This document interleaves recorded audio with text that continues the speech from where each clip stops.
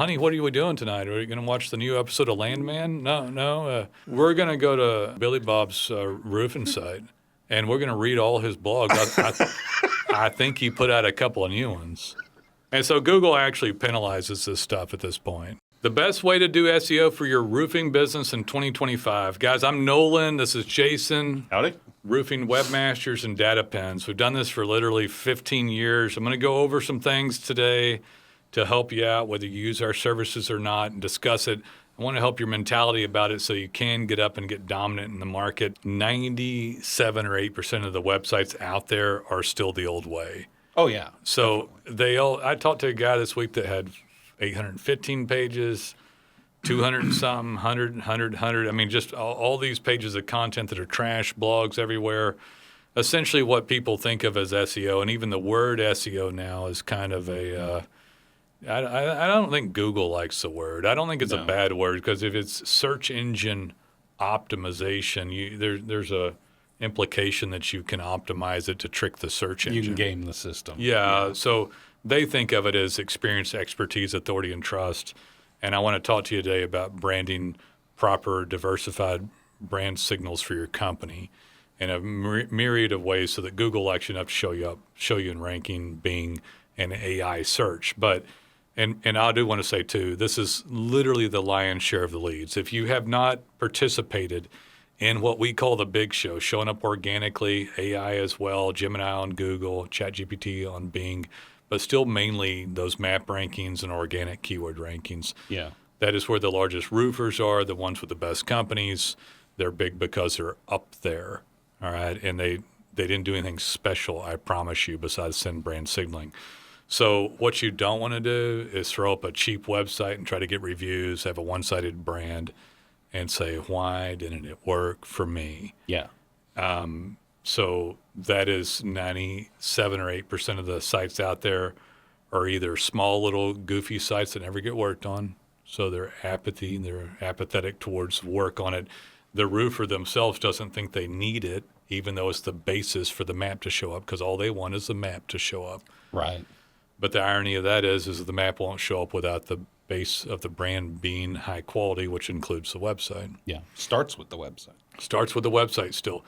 And then on top of that, some people get one and then they spam the living hell out of it. Well, I'll trick Google with 1,000 blogs that nobody in their right mind would want to read. Like, I think if you just put your 1,000 blogs on a table and a loaded gun and see which one gets used first, that's how you know your content's no good. Yeah. Right? So, and people try to act like, oh, I do good content. No, you didn't. If you picked up something, ChatGPT or your own hand to type or somebody else, and you think you're going to make good blogs, that someone's going to come to your website and go, oh, my God, honey, what are we doing tonight? Are we going to watch the new episode of Landman? No. We're going to rerun Game of Thrones? Nah.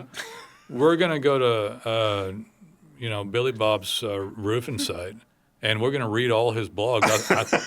I think he put out a couple of new ones. What? No, I never thought about it that way, but when you put it like that, it's absurd. Yeah, it's like, why would anybody spend their time on We could break open this? a bottle of wine, have a romantic... No. And read Billy Bob's blog. No, hell no. Ricky Bobby just released 3 blogs, earth-shattering stuff. And so Google actually penalizes this stuff at this point. Yeah. So it is bad. There's no way you can talk me into it. Had some guy go, well, Nolen's wrong because I know a guy up in ranking and he's got 100 blogs and he still blogs to this day.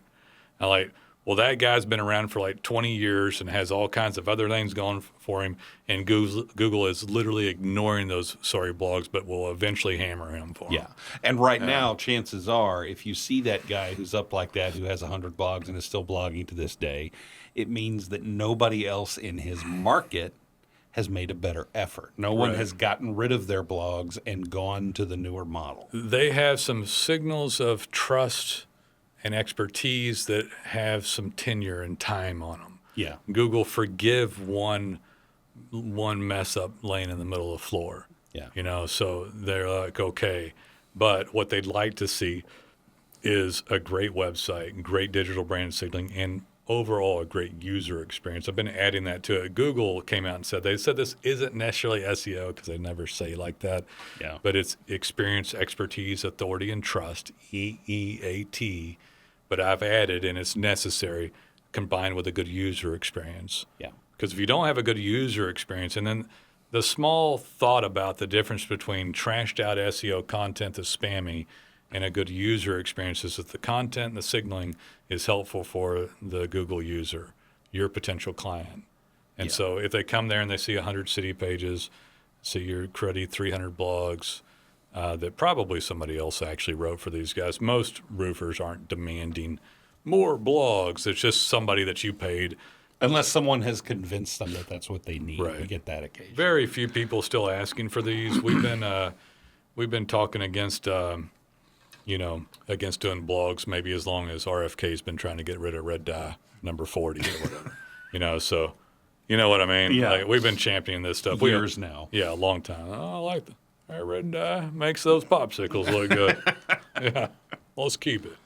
Yeah, I think it's important to remember, you kind of touched on this, that what is a good user experience is not defined by you who own the website or you who owns the business. It's not defined by us. It's defined by Google. Wow. And they have decided that a good user experience is something that shows your potential customer what service you're able to provide for them in what area, and it's succinct, and they're just looking at that approach. They don't want, when we talk about all the blogs and everything, blogs are inevitably like general information and articles of interest and that kind of thing.